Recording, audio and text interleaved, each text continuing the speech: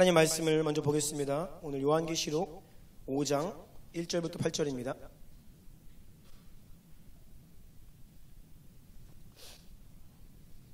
요한계시록 5장 1절부터 8절까지의 말씀입니다. 한 절씩 교독하겠습니다. 제가 먼저 1절 읽습니다. 내가 보매 보좌에 앉으신 이의 오른손에 두루마리가 있으니 안팎으로 썼고 7인으로 봉하였더라. 또 봄에 힘있는 천사가 큰 음성으로 외치기를 누가 그 두루마리를 펴며 그 인을 떼기에 합당하냐 하나. 하늘 위에나 땅 위에나 땅 아래에 능히 그 두루마리를 펴거나 보거나 할 자가 없더라. 그 두루마리를 펴거나 보거나 하기에 합당한 자가 보이지 아니하기로 내가 크게 울었더니 장로 중에 한 사람이 내게 말하되 울지 말라. 유대 지파의 사자 다윗의 뿌리가 이겼으니 그 두루마리와 그 7인을 떼시리라 하더라. 내가 또 보니 보좌와 내 생물과 장로들 사이에 한 어린 양이 서 있는데 일찍이 죽임을 당한 것 같더라. 그에게 7뿔과 7눈이 있으니 이 눈들은 온 땅에 보내심을 받은 하나님의 7영이더라.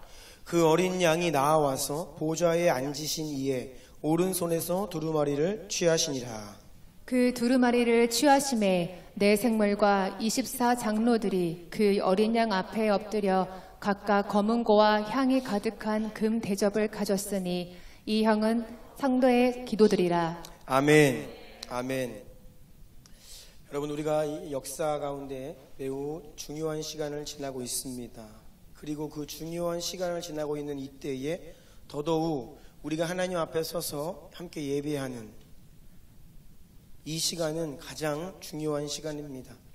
그래서 여러분, 우리가 예배드리는 이 시간 결코 그냥 지나가면 안 됩니다. 이 시간만큼은 여러분의 마음을 하나님께로 모으셔야 하고 이 시간만큼은 하나님께 드릴 최선의 것을 드려야 합니다. 우리가 하나님 앞에 서고 하나님께 나아가는데 그냥 별 준비 없이, 물론 우리가 자유함으로 나아가야 하지만 자유하다라는 핑계를 가지고 아무렇게나 나가서는 결코 안 됩니다. 하나님 아무 예배나 받지 않으시고 여러분 준비 없이 하나님 앞에 서거나 그러한 마음으로 주님께 드리는 예배는 하나님 받지 않으십니다. 특별히 이제 거의 1년 정도 이 코로나 시즌이 장기화되면서 가정 안에서 모바일로 예배 드리시는 분들이 많이 계신데 여러분 다시 한번 부탁드립니다. 주일날 모바일로 예배 드리시는데 그냥 잠옷바람에 이제 막 일어나서 눈곱 비비면서 그냥 유튜브 열어서 편안하게 예배 드리는 거 하나님 절대 안 받으십니다. 죄송한 말씀이지만 안 받으세요. 그런 예배를 이제 파하시기 위해서 하나님이 이 땅에 그 수많은 예배들을 지금 중단시키신 것입니다. 여러분, 우리가 정신을 차리고 하나님이 무엇을 허무시고 어떤 일을 세우시는지를 주목하시고 이제는 말세로 들어가는, 말세 중에 말세에 진입하는 초입이라고 했습니다. 이제 중간지대 없습니다. 여러분, 지난 1년 동안 여러분의 믿음이 성장하지 않거나 주님을 향한 사랑하는 마음이 커져가지 않는다. 여러분, 정말 제가 이제 이 경고를 언제까지 드려야 될지 모르겠지만 이제 얼마 남지 않았습니다. 중간지대가 없어요. 그렇게 이제 쭉 가는 겁니다.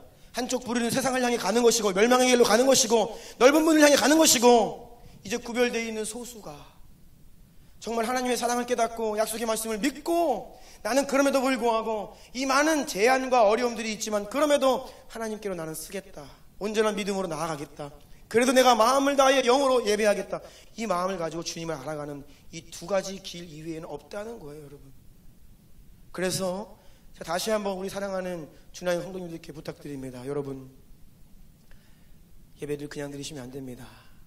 네, 마음을 다하여 예배를 드리시기 축복합니다. 지금 혹시라도 누워서 예배 드리시는 분 계십니까? 일어나십시오. 네, 일어나시고요.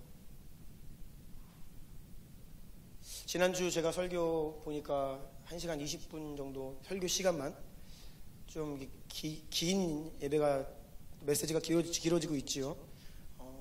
제 마음에 여러분들께 죄송한 마음과 동시에 이 마지막 때를 다루는 메시지를 이렇게 편안하게 쉽게 이렇게 컴팩트하게 하기가 좀 쉽지 않습니다. 그래서 제가 최대한 이 주제를 굉장히 세부적으로 쪼개서 그것만 다루는데도 사실 그냥 다루면 안 되고 좀 거기에 관련되어 있는 여러 가지 내용들을 같이 설명을 해야 우리가 정말 이 마지막 때 우리가 어디를 지나고 있는지를 분명히 알 수 있기 때문에 메시지 시간이 좀 길어지고 있는데 여러분 집중력 있게 따라오시고 또 몸부림치시고 졸리신 분들은 일어나시고 네 그렇게 해서 이 시간만큼은 여러분 하나님께 온전한 예배를 드리는 여러분들 되시기 축복합니다.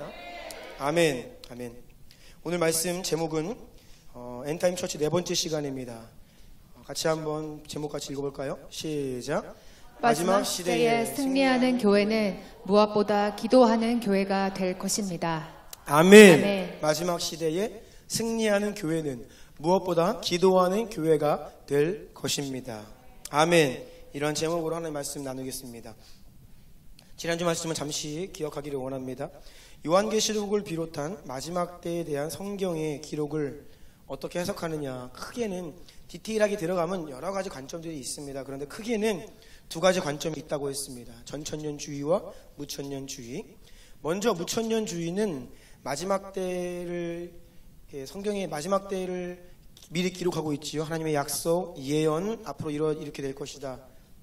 그런데 성경에서 말세라고 하는 단어는 신학적으로 보자면 예수님의 초림부터 재림 사이의 기간을 말세라고 합니다.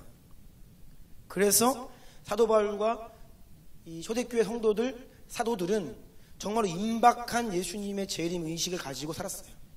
초대교회 성도들은 그 네로 황제의 핍박 가운데 예수님이 곧 오실 거라는 기대를 가지고 살았습니다.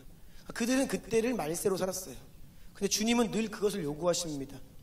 마지막 때로 사는 것, 종말론적 신앙이지요. 그래서 이 말세는 초림부터 재림 사이의 기간을 통칭하기 때문에 마지막 때에 대한 성경의 기록 또한 2000년 전 초대교회의 시작부터 예수님 다시 오시는 그 사이 기간을 통틀어서 함축하고 있는 상징적인 기록이다라고 해석을 합니다. 그래서 천년왕국 또한 신약시대 전체 기간을 상징하는 것, 우리가 지금 천년왕국을 지나고 있다, 그렇게 이해를 한다라고 했지요. 반면에 전천년주의는 성경의 예언을 그럼에도 불구하고 문자적으로 해석을 합니다.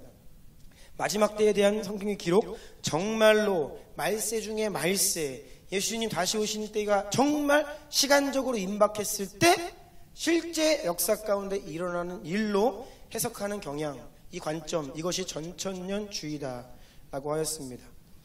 계시록 19장에 가면 어린 양의 혼인잔치가 나옵니다. 예수님이 다시 오세요.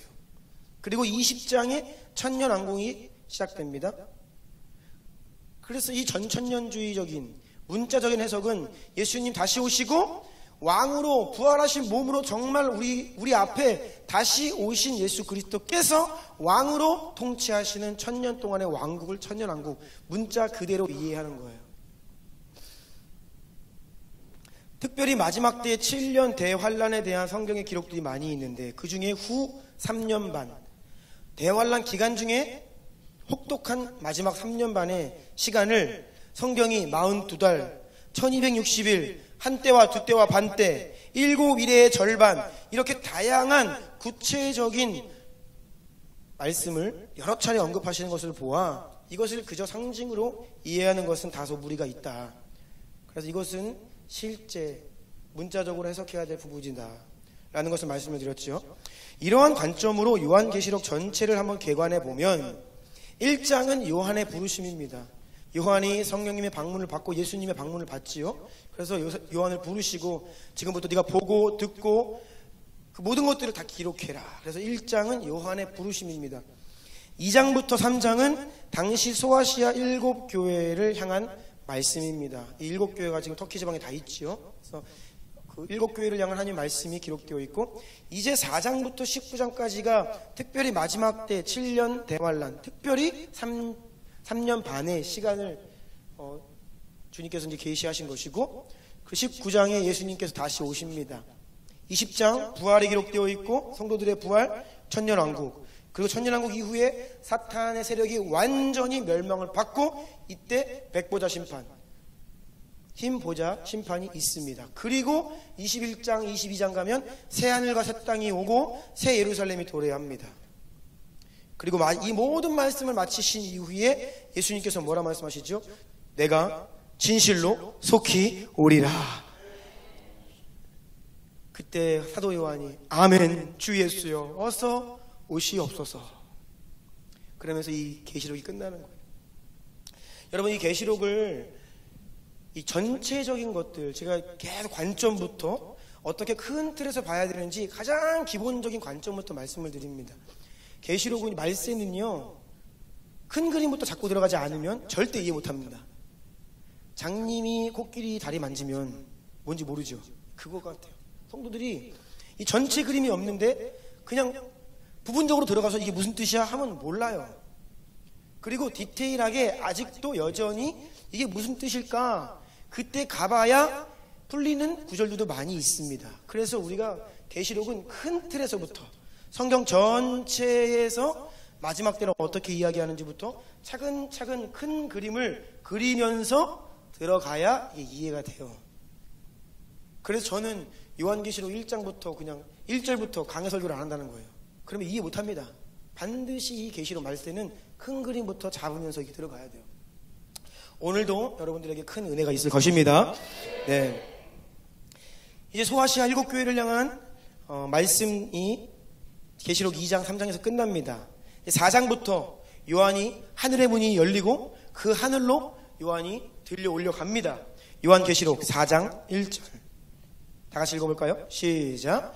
이 일 후에 내가 보니 하늘에 열린 문이 있는데 내가 들은 바 처음에 내게 말하던 나팔 소리 같은 그 음성이 이르되 이리로 올라오라. 이후에 마땅히 일어날 일들을 내가 내게 보이라 하시더라. 아멘.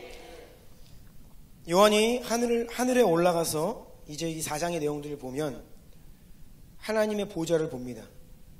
그곳에서 24장로들과 내 생물이 밤낮 쉬지 않고 어린 양 예수 그리스도께 예배하며 영광과 존귀와 감사, 경배를 올려드리는 천상의 예배, 천상의 예배가 이 요한의 눈앞에 펼쳐져요. 요한이 하나님 보좌로 끌려 올려간 겁니다. 그래서 본 거예요. 이 4장부터 그것이 시작되는 겁니다.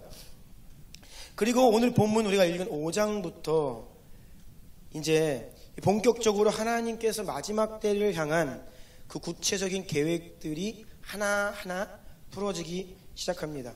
요한이 마지막 때에 이 세상 가운데 일어난 일들을 먼저 본 거지요. 하나님께서 그 마지막 때에 일어난 일들을 그 당시 2000년 전에 요한을 하나님의 나라로 끌어올리셔서 보여주신 겁니다.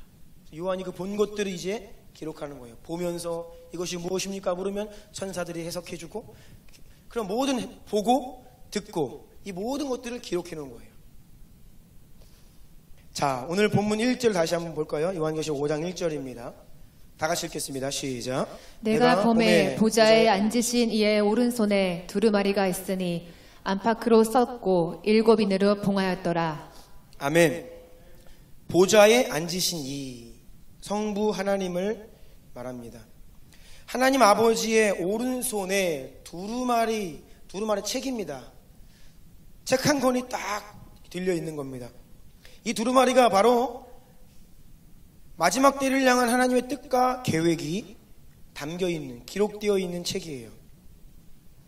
그 안에 기록되어 있는 내용은 이 세상의 마지막 결말과 하나님의 목적에 대한 내용들입니다. 하나님께서 이 인류 역사를 어떻게 마무리하실지, 하나님의 전략과 하나님의 시나리오와 사탄의 세력들을 어떻게 완전히 끝장내시며 또 교회와 성도들이 어떻게 영원한 구원과 승리를 맞이하게 될 것인지 그 과정들을 하나님의 마스터 플랜입니다. 이것이 그 하나님의 오른손에 있는 두루마리에 아주 기록이 자세하게 되어 있는 거죠. 두루마리에 안팎으로 썼다 기록이 되어 있는데, 보통 당시 두루마리는 양 가죽으로 만들거나 아니면 파피루스라고 하는 이집트 지방에서 나는 식물이 있습니다. 그 식물을 얇게 실처럼 이렇게 풀어서 그것을 종과 횡으로 엮어서 만든 종이, 그래서 두루마리. 보통 근데 양 가죽으로 만들든 파피루스로 만들든 안쪽은 부드러운데 바깥쪽은 거칠어요. 그래서 보통은 안쪽에만 씁니다, 내용을. 그런데 안팎, 안과 겉에 가득하다. 이것은 내용이 굉장히 방대하다는 뜻이에요. 굉장히 디테일하고 많은 내용들이 빼곡히 안과 밖에 적혀 있다라는 것을 딱 짐작하는 거예요. 안팎으로 써 있구나. 당시는 로마 시대였지요. 로마 시대에도 많은 내용들을 기록해야 할 때에는 어떤 사람이 유언을 남기는 겁니다. 근데 그 내용이 많아요. 또는 계약서를 쓰는데 계약서의 내용이 방대하다. 그러면 안팎으로 쓰게 되어 있습니다. 안쪽에는 그 자세한 내용들을 다 쓰고 바깥에는 그 아웃라인을, 개관을, 요약을 씁니다. 그래서 딱 덮어서 인으로 딱 쳐서 이것을 열어볼 수 있는 합법적인 자격이 있는 사람만이 그것을 열어볼 수 있는 것. 이것이 당시 로마 시대의 이 문서 문화예요. 그래서 하나님의 손에 안팎으로 빼곡히 써있는 두루마리가 있다. 이것을 봤을 때 사람들이 딱 감이 오는 거죠. 무언가 중요한 내용이 가득 들려있구나. 그런데 그 하나님의 손에 들려있는 두루마리가 7개의 인으로 봉해져 있습니다. 인으로 봉해져 있다. 제가 지난주에 우리 박정규 선교사님, 존박 선교사님, 협력 선교사 어느 교회에 이제 보내게 되면서 추천서를 써야 됩니다. 이 추천서 아무나 보면 안 되죠. 그럼 거기 이제 그걸 임봉해라 이렇게 써 있어요. 제가 추천서를 쓰고 어떻게 합니까? 편지봉투 위에 제 도장을 딱 찍어서 테이프로 싹 바르는 겁니다. 누군가가 뜯어보면 안 되는 거예요. 이거는 받는 사람만이 뜯어볼 수 있는 것이죠. 그겁니다. 7개의 인으로 딱 봉해져 있고 이것을 합법적인 자격이 있는 자만이 그것을 뗄 수 있는 겁니다. 그런데 여러분, 두루마리가 열어볼 수 없게 임봉되어 있다 하면 딱 떠올라야 하는 하나님 말씀이 있습니다. 저는 이 대목에서 정말 전율을 느낍니다. 여러분. 저는 이 임봉이 딱 돼 있다, 여기에서 전율을 느껴요. 왜냐하면 이것이 정말 실제이구나, 성경이 하나이구나, 이것을 다시 한번 느끼는데요. 구약에서 계시록과 같은 역할을 하는 다니엘서로 가봐야 됩니다. 자, 다니엘 12장 4절 보겠습니다. 같이 읽어볼까요? 시작. 다니엘아, 마지막 때까지 이 말을 간수하고 이 글을 봉함하라. 많은 사람이 빨리 왕래하며 지식이 더하리라. 아멘. 다니엘에게 마지막 때에 대한 엄청난 계시들이 주어졌습니다. 그런데 그 말씀을 뭐라고 말씀되어 있습니까? 봉함하라. 그러니까 다니엘서가 어떻게 끝나는지 아세요? 풍성한 마지막 때에 대한 계시가 풀어진 이후에 하나님이 그걸 봉하세요. 아무도 열어보지 못하게 닫아놓으신다라고 하는 말씀입니다. 언제까지 봉해야 하냐? 마지막 때까지. 마지막 때까지. 그 마지막 시대의 특징도 기록되어 있지요. 많은 사람이 빨리 왕래하며 지식이 더하리라. 놀랍죠? 지금 우리가 사는 이 시대입니다. 이 시대의 특징, 속도, 지식. 바로 오늘날을 살아가는 이 시대를 다니엘 시대 때 하나님 말씀하신 거예요. 그때 그 시대가, 마지막 시대는 속도와 지식의 시대인데 그때까지 이것을 봉함해라. 그래서 이때 하나님께서 봉함하신 거예요. 7개 인으로. 또 이어지는 다니엘서 12장 8절 9절 제가 읽어드립니다. 내가 듣고도 깨닫지 못한지라. 내가 이르되 내 주여, 이 모든 일의 결국이 어떠하겠나이까 하니 그가 이르되 다니엘아 갈지어다. 이 말은 마지막 때까지 간수하고 봉함할 것임이니라. 아멘. 다니엘이 듣고도 깨닫지 못했다. 지금 읽은 이 12장 8절 바로 앞에 말씀이 뭐냐면 지난주에 읽어드린 말씀입니다. 성도들의 권세가 다 깨지기까지. 다니엘이 이해할 수 없는 수많은 환상을 보고 마지막 때에 대한 계시를 받았는데 그 마지막이 뭐 어떻게 돼요? 성도들의, 교회의 권세가 이 원수한테, 짐승한테 짓밟히는 거예요. 그래서 다니엘이 너무 힘들어했어요. 이해가 안 되는 것입니다. 그래서 이 모든 일의 결말이, 결국이 무엇입니까? 여쭤보자. 뭐라 말씀하시냐면 마지막 때까지 이 말씀을 간수하고 봉함해라. 그렇게 다니엘 때의 마지막 때에 대한 계시가 임봉되었습니다. 그래서 오늘 계시록 5장에 사도 요한이 마지막 때를 미리 바라보는데 그 인봉된 게 바로 하나님 다니엘서에서 봉하신 그 책이에요. 그 책을 이제 다시 열어서 요한에게 더 디테일하게 지금 풀어주시는 그 시작을 우리가 지금 읽고 있는 겁니다. 자, 그런데 문제가 있습니다. 요한계시록 오늘 본문 5장 2절 3절입니다. 읽어주세요. 또 봄에 힘있는 천사가 큰 음성으로 외치기를 누가 그 두루마리를 펴며 그 인을 떼기에 합당하냐 하나 하늘 위에나 땅 위에나 땅 아래에 능히 그 두루마리를 펴거나 보거나 할 자가 없더라. 아멘. 문제는 하늘 위에나 땅 아래나 땅 아래에 능히 그 두루마리를 펴거나 보거나 할 자가 없더라. 전 우주 가운데 단 한 사람도 누구에게도 그것을 열어볼 수 있는 권세도 없고 권한도 없고 합법적인 권리가 없다는 거예요.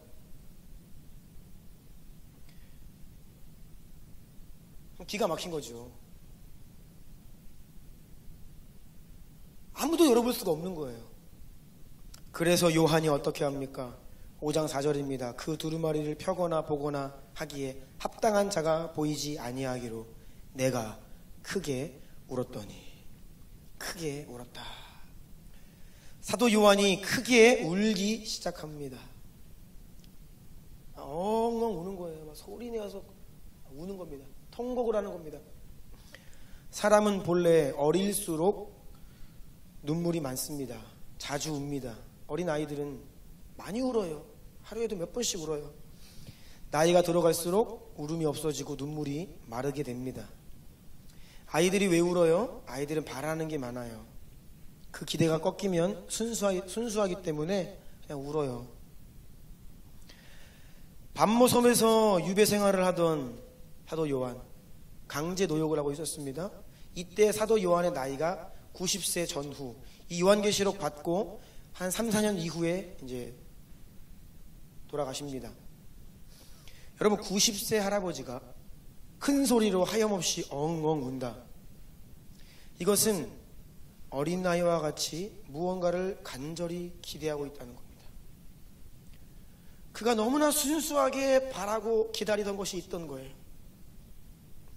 주님을 향한 어린아이와 같은 바람이 있었습니다. 그는 인생의 노년에 여전히 하나님께 소망을 두고 있었어요. 여러분 생각해 보세요.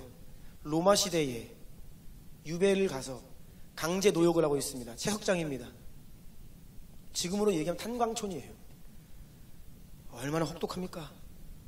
90세 할아버지가 매일 노역을 한다? 이 육체 컨디션이 여러분 말이 아닙니다. 지금 병들지 않은 곳이 없고 이미 다 고장이 나서 이제는 거의 숨 넘어가기 직전에 완전히 할아버지 중에 할아버지예요. 하지만 요한이 그런 생각을 하지 않았을까요? 나의 믿음의 동료들은 다 베드로 사도는 십자가에서 거꾸로 달려 죽고 모든 사도들이 다 순교를 당했어요. 일찌감치 돌에 맞아 죽고 창에 맞아 죽고. 그런데 요한만이 남아 있습니다.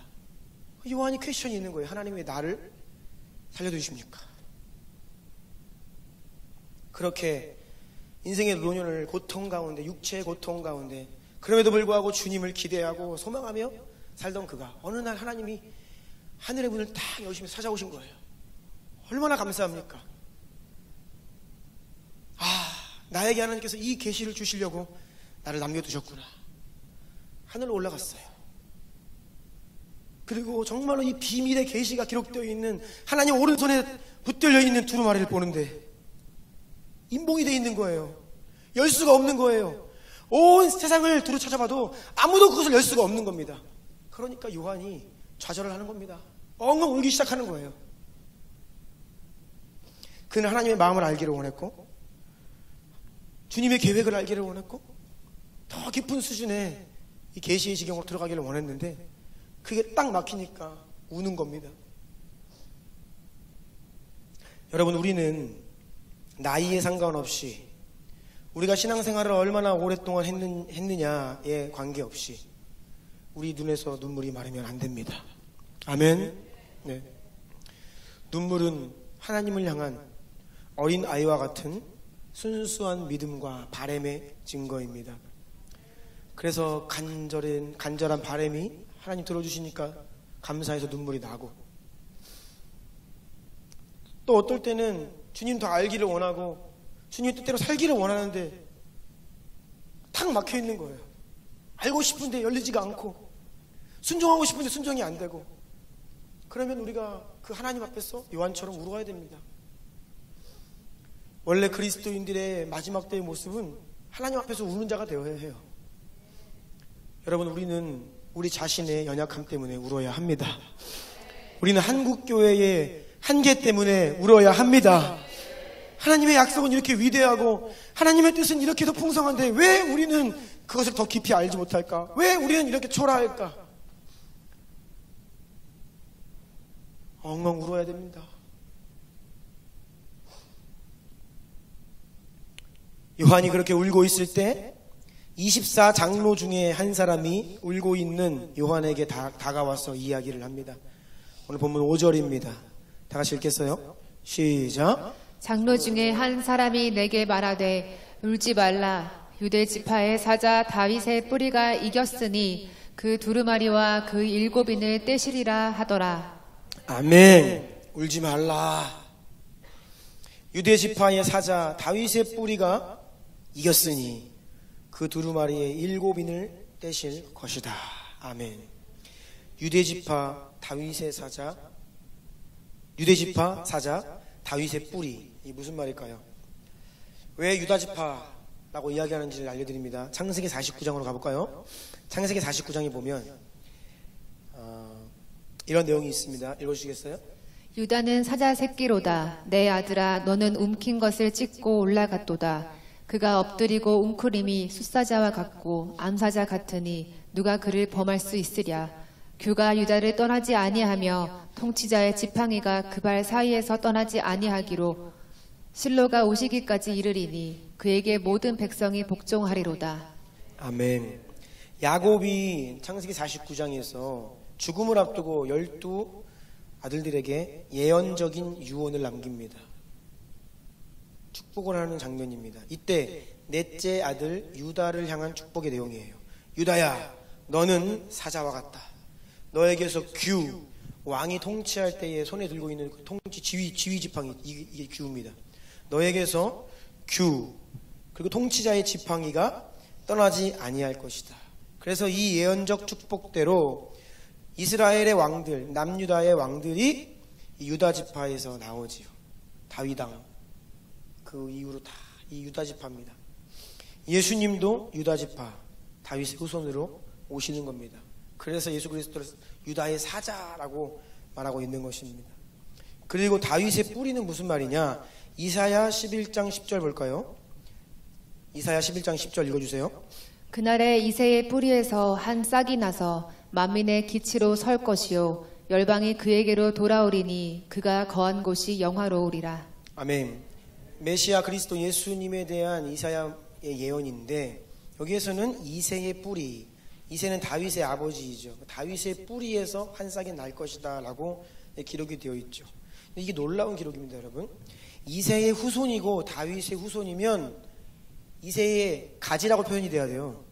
근데 뿌리라 그러죠.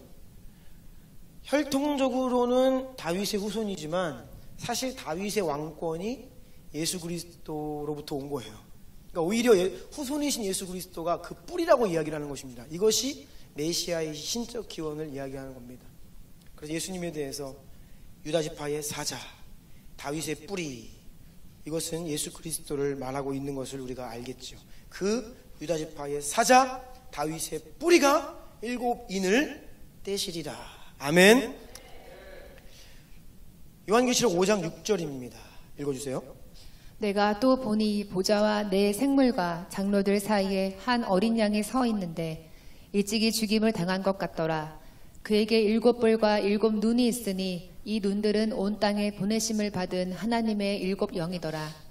아멘. 조금 전에 5절에서는 유다지파의 사자 다윗의 뿌리가 그 7인을 떼신다라고 말씀하셨는데, 6절에 오니까 사자가 등장하는 게 아니라 어린 양이 등장해요. 그런데 이 어린 양에게 7뿔과 7눈이 있다. 이 7뿔은 뿔, 파워, 능력, 권세를 말합니다. 근데 어린 양이 엄청난 어린 양이에요. 권세와 능력, 마치 사자의 파워를 가지고 있는 어린 양이에요. 7눈 기록되어 있죠. 7영이라고요. 성령으로 충만한 어린 양. 이사야 53장 7절을 보면 예수님에 대한 예언인데, 그가 곤욕을 당하여 괴로울 때에도 그의 입을 열지 아니하였으며 마치 도수장으로 끌려가는 어린 양과 같다. 아까 말씀에는 예수님을 유다의 사자라고 기록되어 있지만, 여기 또 이사야 말씀에는 예수님이 도살장에 끌려가는 어린 양과 같다. 그래서 요한복음 1장 29절 보면 세례 요한이 예수 그리스도를 향해 보라, 세상 죄를 지고 가는 하나님의 어린 양이로다. 아멘. 예수 그리스도가 바로 사자와 어린 양이신 겁니다. 아멘. 그 어린 양이 사자와 같은 능력과 권세를 가지시고 그 어린 양이 십자가에 오르신 거예요. 우리 지난주 말씀을 잘 기억해야 됩니다. 예수님 사자와 같은 권세를 가지고 능력을 가지고 어린 양으로 십자가에 오르신 겁니다. 자, 이어지는 말씀 계속 보겠습니다. 오늘 본문 7절과 8절 읽어주세요. 그 어린 양이 나아와서 보좌에 앉으신 이의 오른손에서 두루마리를 취하시니라. 그 두루마리를 취하심에 네 생물과 24장로들이 그 어린 양 앞에 엎드려 각각 검은고와 향이 가득한 금 대접을 가졌으니 이 향은 성도의 기도들이니라. 아멘.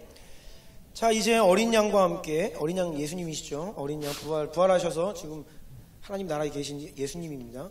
그 어린 양 예수님과 함께 네 생물과 24장로들이 함께 등장합니다.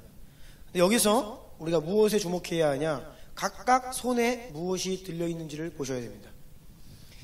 예수님께서는 하나님의 오른손으로부터 그 두루마리를 건네 받으셨습니다. 예수님의 손에는 두루마리가 7봉인된 두루마리를 들고 계십니다. 이것이 예수님의 손이에요. 자, 그러면 네 생물과 24장로들의 손에는 무엇이 들려있냐? 검은고와 향이 가득한 금 대접을 지금 딱 들고 있는 겁니다. 그리고 그들이 이 이어지는 말씀에 보면 요한계시록 5장 이하의 말씀에 보면 네 생물과 24장로가 손에 들고 있는 검은고와 향이 가득한 금 대접을 가지고 어린 양께 경배를 드립니다. 엎드려 경배하고 예배해요. 그때 예수님 어린 양께서 그 예배를 받으시면서 다음 6장부터 이제 인이 하나씩 떼지기 시작합니다. 네 생물과 24장로가 검은고와 향이 가득한 금 대접을 가지고 어린 양께 엎드려 경배할 때 그 예배를 받으신 예수님께서 손에 들고 있는 두루마리의 7봉인을 이제 하나씩 떼기 시작하세요. 검은고, 우리 아이들, 어린 친구들은 검은고를 한번 봤나 모르겠어요. 그렇죠? 검은고는 악기입니다. 악기. 영어 성경에는 하프로 번역이 되어 있습니다. 현악기, 줄이 있는 악기를 이야기하는 거예요. 한글로 성경 말씀이 처음으로 번역될 때, 우리나라 이 구한 말기에 성경이 처음 번역될 때 우리 민족이 가장 익숙한 현악기가 검은고입니다. 그래서 검은고로 번역이 되어 있는 거예요. 오늘날 버전으로 우리가 이것을 번역을 한다라고 하면 기타? 네, 기타겠죠. 뭐예요? 이것은 악기를 말하는 거예요. 악기. 악기를 가지고 하나님을 예배하는 것을 말합니다. 바꾸어 말하면 하나님을 예배하기 위해서 무엇을 가지고 하나님 예배해요? 음악, 노래, 악기. 하나님을 예배하기 위해 같이 가는 예배, 그 음악, 악기, 노래, 이것들을 말하는 겁니다. 성도들의 예배지요. 그 성도들이 드린 예배를 가지고 어린 양께 경배하는 거예요. 또 향이 가득한 금 대접은 친절하게 해석이 되어 있죠. 이 향은 성도의 기도들이라. 잠시 후에 다시 자세하게 살펴보겠지만 이 금 대접에 성도들의 기도의 향이 가득 차 있는 게 중요합니다. 가득 차 있다. 자, 검은고와 기도가 가득 차 있는 금 대접, 이 두 가지를 손에 들고 어린 양께 경배드린다. 여러분, 이 광경이 엄청난 계시입니다. 이것이 엄청난 계시입니다. 뭐가 그렇게 엄청나요? 말씀드릴게요. 첫 번째, 7 봉인된 두루마리의 인을 뗄 수 있는 분이 예수 그리스도가 유일하시다고 했죠. 아무도 그 인을 못 떼요. 그런데 어린 양께서 그 인을 그냥 떼지 않으신다는 겁니다. 반드시 성도들의 예배와 기도가 그리스도께 올려질 때에, 그리스도께로 성도들의 예배와 기도가 드려질 때에 비로소 예수님께서 그 예배와 기도를 받으사 인을 떼기 시작한다. 이것이 엄청난 계시입니다. 아멘이십니까? 네. 이것이 첫 번째고요. 두 번째는 기도의 향이 담겨있는 대접. 가득한 이 단어에 주목하십시오. 기도의 분량을 말합니다. 대접은 크기가 있어요. 작은 대접, 큰 대접이 있습니다. 요한이 본 이 금대접 크기가 어떠했는지는 모르지만 아무튼 그 대접에는 분량이 있고, 그 분량에 완전히 가득 차 있는 성도들의 기도, 이것이 어린 양께 올려지는 거예요. 그럼 반대로 대접은 있는데 향이 가득 차 있지 않다? 예수님께 드려질 수 없습니다. 무조건 이 향이 가득 차야 예수님께 드려지는 것이고, 그러해야 마지막 때의 이 시나리오, 인봉이 하나씩 떼어지기 시작한다는 것이에요. 하나님께서 이미 작정하시고 예비하신 분명하고 디테일한 계획이 있습니다. 아멘이십니까? 네.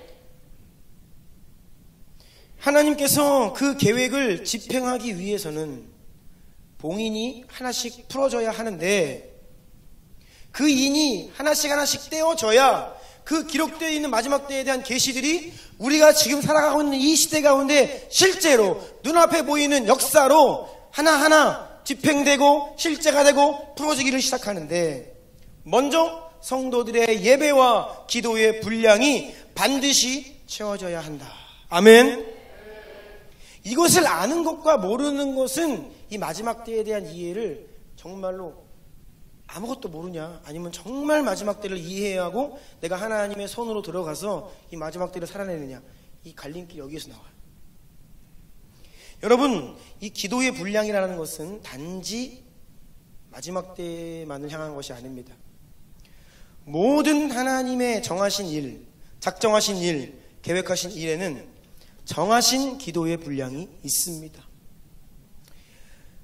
하나님의 계획이 우리 가운데 성취되기 위해 저는 늘 기도할 때, 어린 영혼들을 위해 기도할 때, 성도들을 위해 기도할 때, 하나님, 이 영혼을 향한, 이 인생을 향한 하나님의 작정하신 계획이 남김없이 성취되게 하여 주시옵소서. 여러분, 계획이 남김없이 성취되기 위해서는요, 그 인생을 향한 기도의 분량이 차야 됩니다. 아멘. 그래서 부모의 기도가 있어야 되고, 성도들의 중보 기도가 있어야 되고, 또한 내 스스로가 그 기도의 분량을 채워야 돼요. 그래야 하나님께서 정하신 계획들이 이루어지는 것입니다. 성경에서 때가 이르렀다, 때가 참해, 이런 기록들이 많습니다. 단순히 시간이 됐다는 게 아니에요. 2021년 2월 며칠 시간이 되었으니까, 하나님이 몇 월 며칠에 뭐 하기로 작정하셨으니까 그 시간이 됐다, 이거 이야기하는 거 아닙니다. 이것은 크로노스의 타임이라고 했죠. 하나님이 일하시는 카이로스의 타임은 뭡니까? 하나님이 작정하신 기도의 분량이 차면 때가 참해. 아멘. 때가 이르는 거예요. 그때가 바로 하나님의 그 계획이 이루어지기 시작하는 카이로스의 타임이라는 것입니다. 하나님의 모든 작정과 계획은 그 약속을 붙들고, 그 계획을 붙들고 소리 높여 부르짖는 성도들의 기도를 통해 이 땅 가운데, 여러분의 인생 가운데, 우리 교회 가운데 집행되기 시작한다는 사실을 기억하시기를 바랍니다. 여러분, 그래서 기도하는 거예요. 그래서 기도하는 인생 가운데 기적이 일어나는 것입니다. 그래서 기도하는 교회 가운데 놀라운 일들이 일어나는 거예요. 기도의 분량이 차는 것입니다. 네. 이스라엘 백성들이 하나님께서 이미 오래전에 아브라함에게 말씀하셨습니다.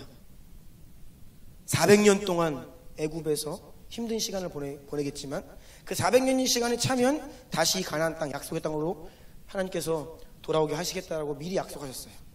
그런데 400년의 기간이 차가는데 어떻게 합니까? 그래서 하나님께서 바로의 압제를 더하시는 거예요. 바로가 막 이스라엘 백성들이 400년 동안 약속도 있고 우리는 원래 노예였어, 원래 종이야. 여러분 400년 DNA까지 뼛속까지 노예가 됐습니다. 하나님의 약속을 잊어버리고 있어요. 그때 하나님께서 안 되겠다, 때가 이르고 있잖아요. 바로의 압제를 통해 이스라엘 백성들이 고통 가운데 어떻게 합니까? 우리 민족의 하나님 여호와 하나님을 부르짖기 시작하는 거예요. 그래서 하나님의 이름을 부르고 부르짖자 그 부르짖음이 하나님께 차고 차서 분량이 되니까 하나님이 출애굽 프로젝트를 시작하시는 겁니다. 출애굽기 2장 23절로 25절 읽어주세요. 여러 해 후에 애굽 왕은 죽었고 이스라엘 자손은 고된 노동으로 말미암아 탄식하며 부르짖으니 그 고된 노동으로 말미암아 부르짖는 소리가 하나님께 상달된지라. 하나님이 그들의 고통 소리를 들으시고 하나님이 아브라함과 이삭과 야곱에게 세운 그의 언약을 기억하사 하나님이 이스라엘 자손을 돌보셨고 하나님이 그들을 기억하셨더라. 아멘. 그 고통의 부르짖음이 부르짖은 거예요. 하나님께 약속을 기억하고 하나님께 부르짖은 것입니다. 그 정한 분량이 이르자 하나님이 뭐라고요? 기억하셨다. 하나님 본래 그 민족을 향한 하나님께서 하신 약속인데 왜 기억을 안 하십니까? 다 기억하고 계시죠. 다 알고 계시죠. 그런데 하나님께서 이제 내가 너에게 준 이 약속을 너희 가운데 내가 이제 행해야겠다라고 하시는데 이 백성들이 깨닫지를 못해. 모세도 사실 자기가 이 민족 구원하는데 하나님이 자기를 부르셨다는 것을 알았어요. 근데 어떻게 했습니까? 하나님의 방법이 아니라 자기의 힘으로, 자기의 어떤 그 능으로 하려 했잖아요. 하나님께서 바로의 압제를 통해서 백성들의 기도를 받으시는 거예요. 부르짖는 것입니다. 여러분 인생 가운데 고통이 있습니까? 다른 게 아닙니다. 여러분의 인생을 향한 하나님의 계획을 성취하기 위해 여러분을 기도의 자리에 부르시는 거예요. 왜요? 힘들면 주의 백성들은 주님께로 나아가게 돼 있어요. 가슴이 답답하면, 여러분 아직도 신앙생활 하루 이틀 한 것도 아닌데 힘들고 어렵고 가슴이 답답한데 이 문제 해결하는 방법을 모르신다? 큰일 났습니다. 다른 거 없습니다. 가슴이 꽉 메이고 막 힘들어. 다른 거 없어요. 주님께 나아가 주여 해야 됩니다. 두 손 들고 그냥 주님 이거 내려갈 때까지, 그냥 뻥 뚫릴 때까지 그냥 주의 이름 부르고 살려주세요 주여. 나는 하나님의 자녀이고 우리의 가정이 하나님께서 택하신 하나님의 가정이고, 그런데 왜 나에게 이런 고통이 있나니까 주여. 하나님의 계획을, 하나님의 약속을 내 인생 가운데 이루어 주십시오. 막 부르짖어 기도하는 거예요. 그 기도가 하나님께 올려지고 그 기도의 분량이 차면 주님께서 그래 내가 이제 네 인생 가운데 일하기 시작할 것이다. 여러분 고통은 하나님이 콜링 하시는 거예요. 콜링.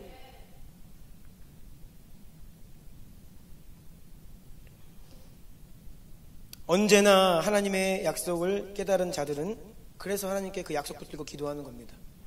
예레미야 선지자를 통하여서 70년 동안의 바벨론 포로 생활, 하지만 70년 만에 내가 회복시키겠다. 근데 그것을 다니엘이 발견하자마자 무엇을 해요? 기도를 한다고요. 하나님께서 다니엘에게 그 약속을 깨닫게 하시고 예레미야의 글을 읽게 하시고 깨닫자 다니엘이 작정하고 금식하고 기도하기 시작하니까 하나님이 이제 그 다니엘의 기도를 받으사 그 약속을 성취시켜 주시는 거예요.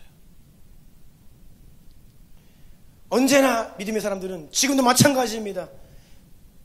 지금도 믿음의 사람들은요 현실을 보지 않습니다.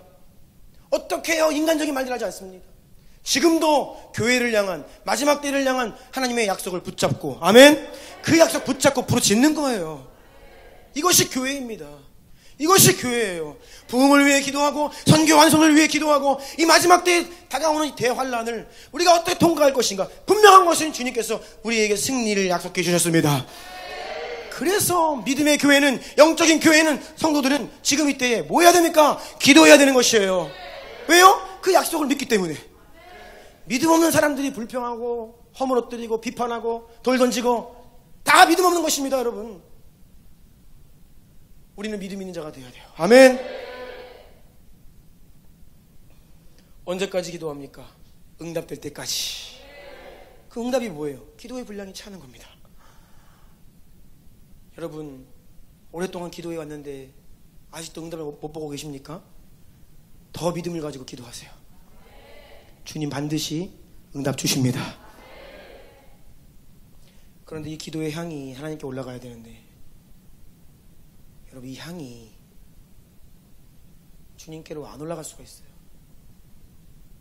오늘 내가 아까 말씀드렸지만 온전한 예배가 아니면 주님이 안 받으십니다. 믿음 없는 기도는 하나님 안 받으세요. 그러니 믿음 없는 기도를 하면 그 향이 정한 대접에 채워지지가 않아요. 한 번의 기도를 해도 우리는 믿음의 기도를 해야 됩니다. 정말 여러분, 믿고 구하십시오. 믿고, 정말로 현실은 그렇지 않아도 믿음의 눈으로 이미 나의 기도가 성취되었다, 응답되었다, 믿음으로 기도하시기를 축복합니다. 아멘. 포기하지 않는 믿음이 진짜 믿음이라는 말씀이에요. 그런데 하나님께서 우리의 기도에 응답하사, 이 말씀은 이제 조금 앞으로 더 자세하게 제가 다룰 예정인데요. 우리가 기도한다는 것은 두 가지 의미가 있습니다. 첫 번째는 믿음의 사람들에게는 구원, 신원의 응답이에요. 그리고 믿지 않는 사탄을 향해서는 심판의 응답입니다. 이게 무서운 거예요. 우리의 기도는요, 정의를 향한 부르짖음입니다. 그래서 하나님 그 응답하실 때에는요, 반드시 하나님 편에서 우리에게 보상을 주시고 원수는 처벌하세요. 이게 하나님의 응답입니다. 아멘. 그래서 계시록 큰 그림은 잠깐 보여드리면, 이제 이어지는 6장부터 2인이 첫 번째 인부터 7째 인까지 떼어지기 시작합니다. 그 7개의 인은 마지막 3년 반의 그 시간을 이야기합니다. 하나하나 다 떼져요. 그럼 7째 인까지 떼어지잖아요. 그 다음에 뭐 7개가 나와요? 7개의 인과 그 다음이 7개의 나팔이 나옵니다. 이 오버뷰가 아직 없는 거예요, 여러분 가운데. 7개의 인 딱 나오면, 끝나면 7개의 나팔이 나와요. 나팔은 여러분 뭐예요? 간단합니다. 빠빠라밤 뭐예요? 적군이 쳐들어온다, 아니면 누군가가 온다. 예수님의 재림 나팔이에요. 그러니까 7개의 나팔은 예수님의 재림 프로세스입니다. 그래서 나팔이 하나 7개가 딱딱딱 불려질 때마다 예수님이 다시 오시는 그 과정들이에요. 그러면 그 7개의 나팔이 다 불려지잖아요. 그럼 예수님이 이미 오신 거예요. 성도들은 돌려올림 받고, 그 다음에 뭐가 나와요? 마지막 7개의 대접이 나와요. 이 대접이 진노의 대접입니다. 이 땅 가운데 하나님이 이 땅 심판하시는 거예요. 그래서 진노가 막 부어집니다. 앞에 이제 한 가지 여러분 참고할 것은 여기는 성도들이 환난과 핍박을 같이 받죠. 그래서 이 땅 가운데 막 기근이 있고 전쟁이 있고 재난이 있는데 부분적입니다. 3분의 1 부분적이에요. 그런데 대접으로 가잖아요. 완전 누구도 예외 없는, 거의 뭐 불로 심판하시는 그런 내용들이 대접에 나오는 거예요. 근데 그 대접도 진노의 대접이 하나님 인내하시는 분이라 참으시는데 쌓여서 마지막 때에 가득 찬 하나님의 그 하나님을 대적하는 원수를 향한 진노의 대접이 부어지는 겁니다. 이 땅에 무서운 때입니다, 여러분. 그러니까 하나님 지금 참고 계시는 거예요. 아직은 하나님의 참으시는 진노의 대접도 차고 있고, 한쪽에는 하나님이 일하시는 성도들의 기도의 대접도 차고 있는 거예요. 이게 같이 가는 겁니다.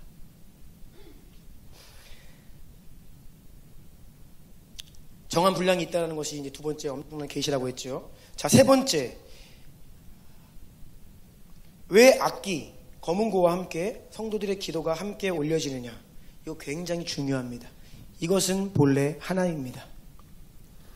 음악, 노래, 악기, 그리고 성도들의 기도는 원래 하나예요. 뮤지션들과 기도하는 사람이 같이 가는 그림입니다. 이것을 잘 주목하십시오. 음악과 노래가 기도와 함께 올려지는 예배를 말하는 것입니다. 예배 음악이 아주 파워풀하게, 예배 음악이 기름 부음 있는 예배 음악, 이 예배 인도자가 기름 부음 있는 예배를 끌고 가요. 하나님의 임재 가운데. 그 가운데에서 기도가, 이 기름 부음 있는 기도가 함께 하나님께 올려져 가는 겁니다. 그러면 성도들의 마음의 문이 열리고, 성도들의 마음이 그 현장 가운데 하나가 되고, 한 마음으로 예배하고 찬송하고 기도하는 그 그림을 여러분 보셔야 됩니다. 이사야 56장 7절을 볼까요? 중요한 말씀인데 다 같이 한번 읽겠습니다. 시작. 내가 곧 그들을 나의 성산으로 인도하여 기도하는 내 집에서 그들을 기쁘게 할 것이며 그들의 번제와 희생을 날 제단에서 깃가을 받게 드리니 이는 내 집은 만민이 기도하는 집이라 일컬음이 될 것임이라. 아멘. 자, 내 집은 만민이 기도하는 집이라 일컬음이 될 것이다. 내 기도하는 집, 기도하는 나의 집. 하나님이 하나님의 집을 향해 주신 정체성입니다. 교회는 기도하는 집입니다. 아멘. 왜 교회가 근데 왜 기도하는 집이냐? 예수님께서 성전을 청결하시고 이 말씀을 인용하시면서 기도하는 집이 되어야 되는데 강도들이 피신해 있는 거예요. 당시 예수님 당시 온갖 죄를 짓고 살면서 그냥 예수님 하나님께 제사 드린다고 와서 나는 하나님 백성이야. 강도들의 은신처가 되었다는 말씀입니다. 아니다. 기도하는 집이다. 기도하는 집인데 여기에서 지금 읽은 말씀 보시면 기도하는 내 집에서 그들을 어떻게 하신다고요? 기쁘게 할 것이다. 기쁘게 할 것이다. 이것을 주목하십시오. 기쁘게 한다. 여러분 기도하면 어떤 생각이 드십니까? 기도는 당연히 해야 하는 거고 기도하면 하나님이 응답하시고 뭐 기도에 대한 지식들은 많이 있어요. 기도 근데 기도가 부담스럽습니다. 솔직히 그렇죠? 다 안 부담스러운 것 같은 눈빛을 하고 계신데 기도가 부담스럽죠. 기도해야 합니다. 그러면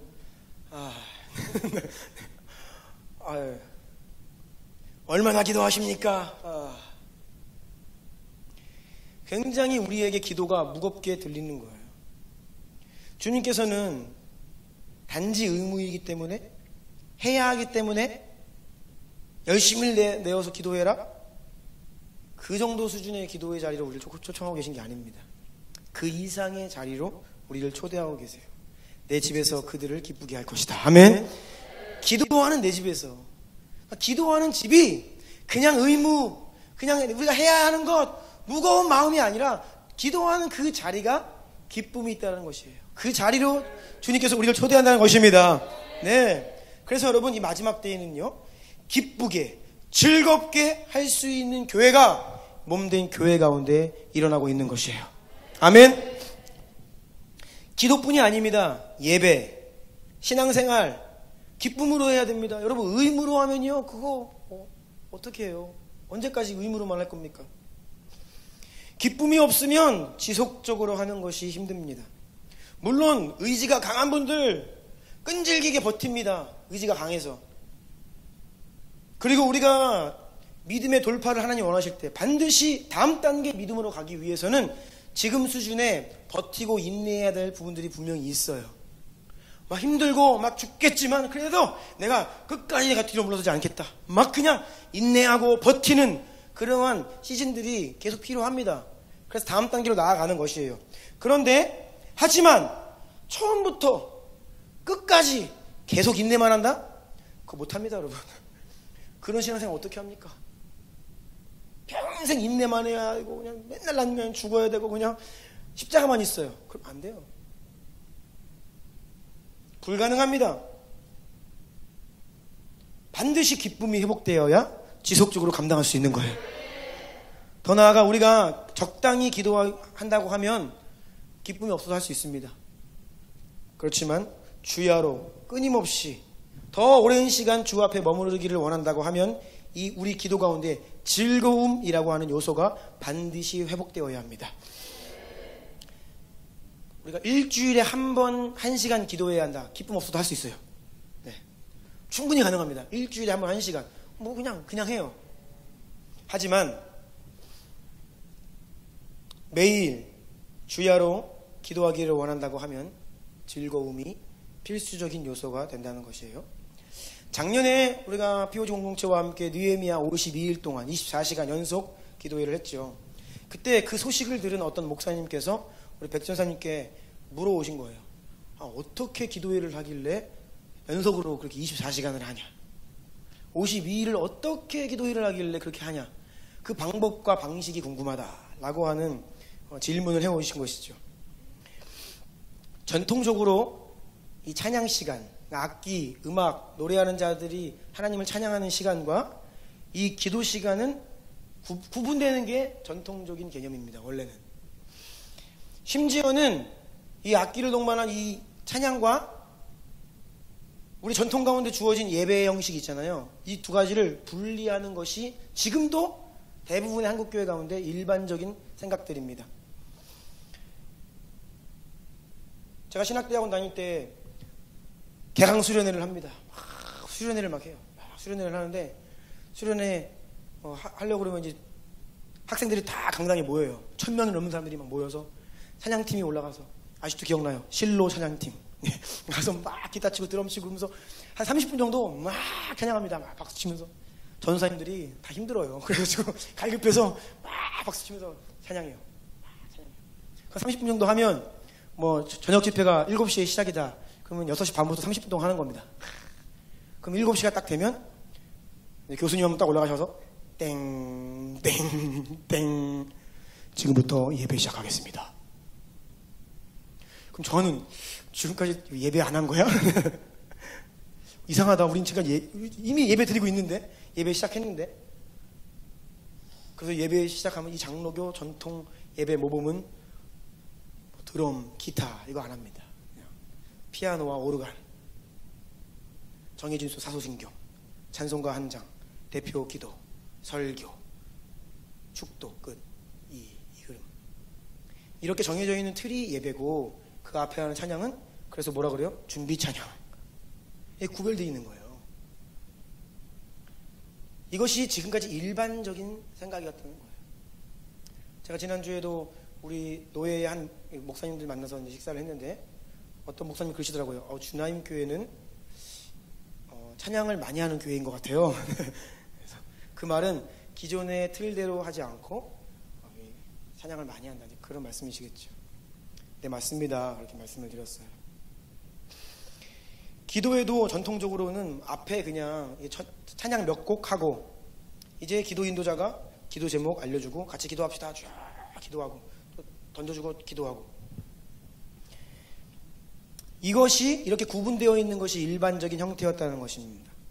그런데 지금 우리가 매일 기도할 수 있는 이유는 단순히 이런 기존의 형태의 기도회가 아니라, 기존의 형식이 있는 예배가 아니라, 우리의 기도 자리는 예배이고, 아멘. 우리의 예배는 곧 찬양이고, 이것이 한데 어우러져 있는 예배와 기도로 나아가기 때문에 우리가 매일 예배할 수 있는 거예요.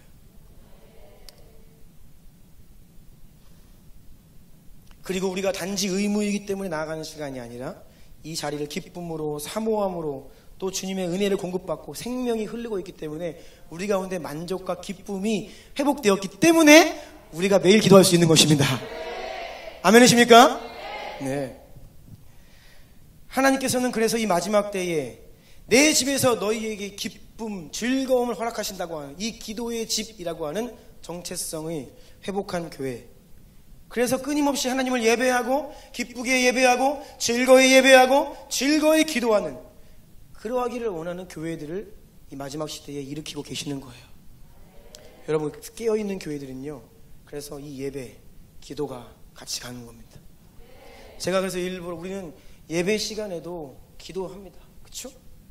주일 예배, 오전 예배에는 보통 이렇게 기도를 안 하는데 우리는 해요. 왜요? 이것이 본래 하나님 받고자 하시는 검은고와 금대접이 가득한, 향이 가득한 그 금대접 하나로 주님께 올려가는 시간이기 때문이에요.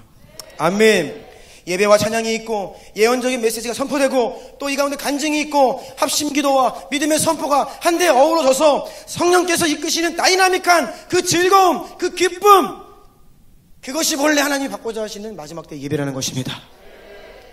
그래서 우리가 일주일에 한 번 1시간 예배 드리는 것이 아니라, 그렇게 기도가 끝나는 것이 아니라, 주야로 할 수 있으면 더 많은 기도와 예배가 주님 앞에 올려져 갈 때 그 하나님께 드려지는 금 대접에 담겨있는 성도들의 기도의 향이 차고 있는 것입니다. 아멘. 우리는 그 기도의 향을 채우고 있는 것이에요. 아멘. 이러한 새 부대가 되기를 축복합니다. 그래서 여러분, 우리가 더 큰 기도의 불을 원한다? 예배팀이 더 일어나야 됩니다. 뜨거운 예배가 동반되지 않으면 기도의 불이 타올릴 수가 없어요. 뜨거운 예배가 동반되지 않으면 기도의 불이 타오를 수가 없습니다. 같이 가는 불입니다. 더 많은 예배자가 일어나야 합니다.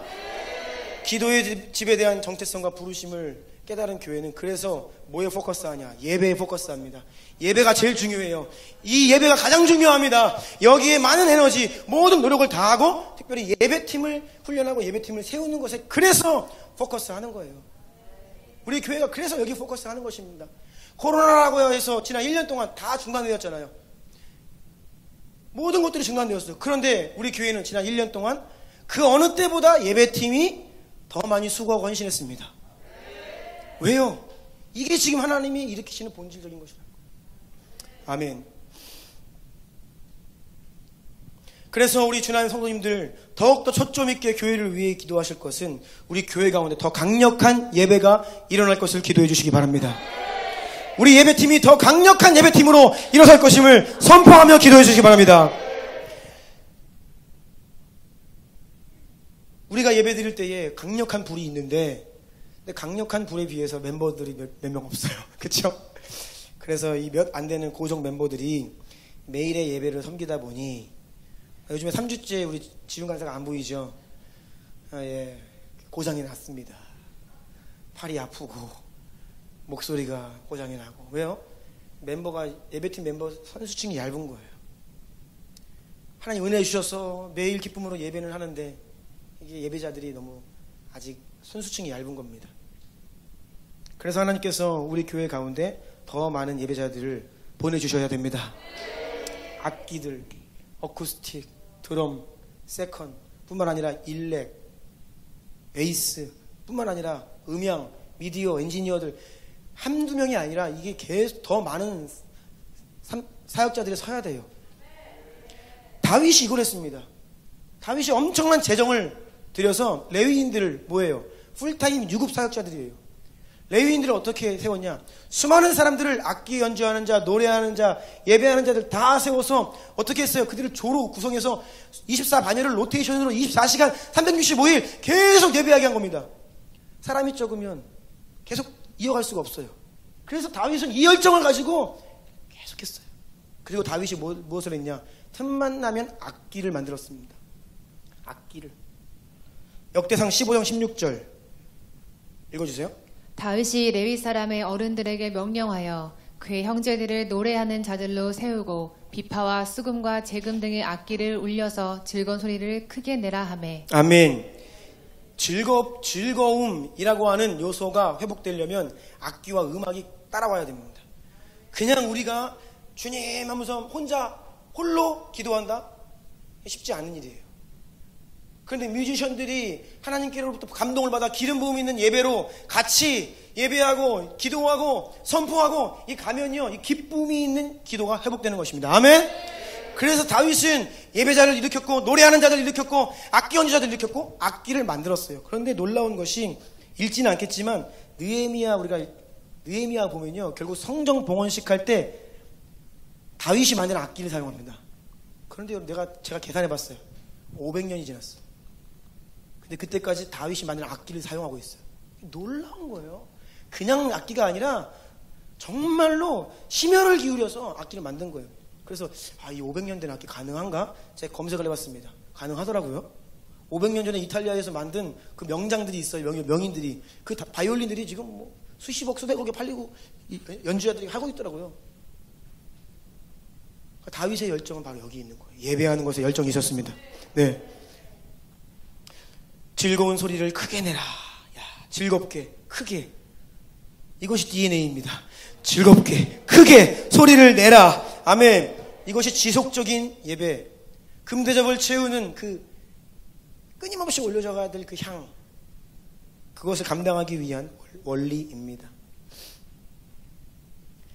말씀을 마무리하려고 합니다. 우리 예배팀 좀 나와주시고요.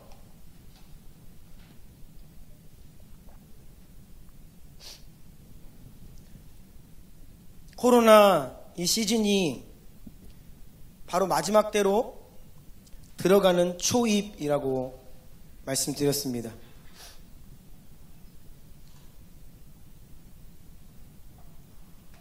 이제 봉인된 두루마리의 인이 떼어져야 할 시간이 가까워지고 있습니다.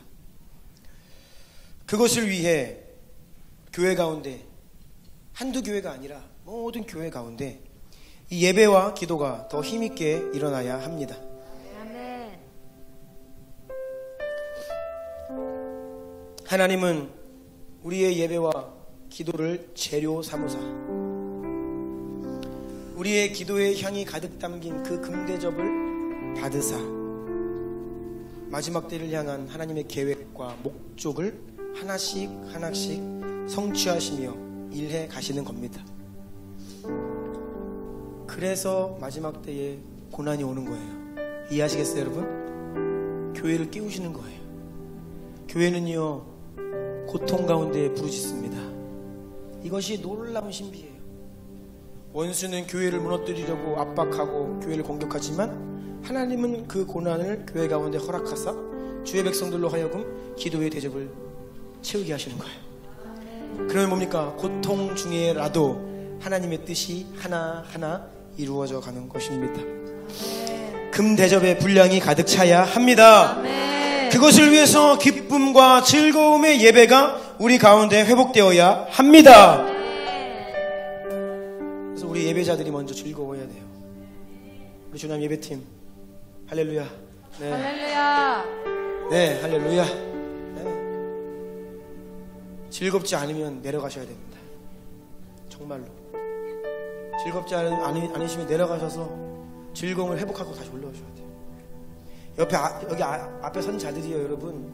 즐거움과 성령으로, 생명으로 계속 공기를 흘려보내기 때문에 이 가운데 생명이 있고 불이 있는 것입니다.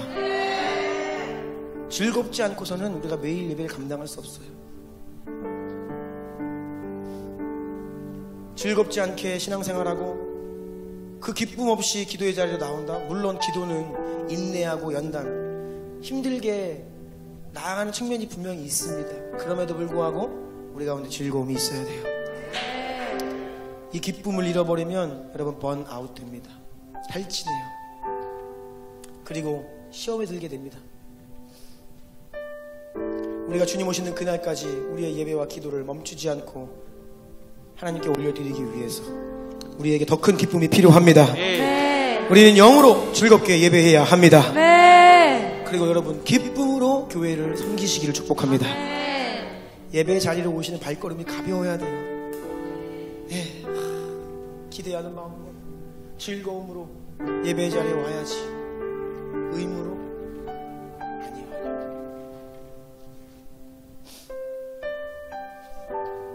저는 매일 오전에 이 자리에서 기도하면서 선포합니다. 예수님께서 이 공간을 그 보혈로 덮으시고 우리를 위해서 흘리신 그 보배로운 피를 이 공간 가운데 덮으사 이것이 살아나는 현장이 되게 하여 주시옵소서. 아멘. 성령의 임재가 이 곳곳에 충만히 임하시고 운행하셔 이곳에 발걸음을 함께 예배하는 성도들이 그 영이 하나님의 생기가 들어가 살아가게 하여 주시옵소서. 아멘. 기쁨을 회복하고 즐거움을 회복하고 희락의 영이 부어지고 살아있는 기도, 살아있는 예배로 주 앞에 서게 하여 주시옵소서. 아멘. 여러분, 그래서 이 마지막 시대를 이겨내는 승리하는 교회는 반드시 기도하는 교회가 될 것입니다. 아멘. 우리 한번 같이 기도하겠습니다. 하나님께서 한국교회 가운데 다시 한번 기도하는 교회들을 일으키실 것입니다. 아멘. 우리 가운데 다시 한번 기도의 불과 예배의 불을 회복시킬 것입니다. 그것을 믿음으로 구하시고 여러분 스스로가 기쁨으로 기도의 불, 예배의 불이 되시기를 축복합니다. 아멘. 그러하면 소망이 있는 거예요. 주님의 작정하시고 계획하신 뜻이 여러분의 인생과 이 교회 가운데, 이 민족과 열방 가운데 하나하나 성취되기 시작할 것입니다. 아멘. 지금은 마지막 때입니다. 주님께서 우리를 찾고 계세요. 두 손을 드시고 하나님, 내가 여기 있습니다. 우리 주님께가 여기 있습니다.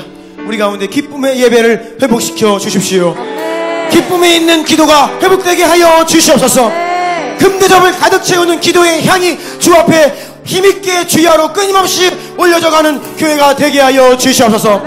그리하여 이 마지막 때에 환난 중에도 핍박 중에도 주님의 뜻이 이루어지고 성취되는 것을 우리가 보게 하여 주시옵소서.